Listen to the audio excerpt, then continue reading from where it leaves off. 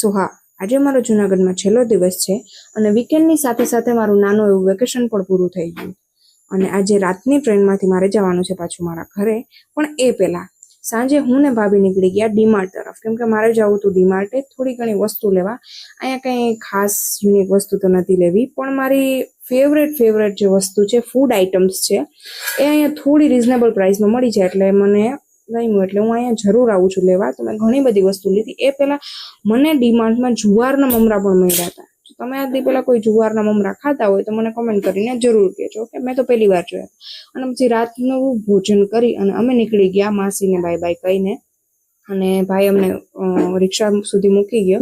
પછી અમે નીકળી ગયા. આ જગ્યાનું નામ મને કોમેન્ટ કરીને જરૂરથી કહેજો કે જુનાગઢમાં આ જગ્યા ક્યાં આવી છે ને આ જગ્યાનું નામ શું છે. ઓકે.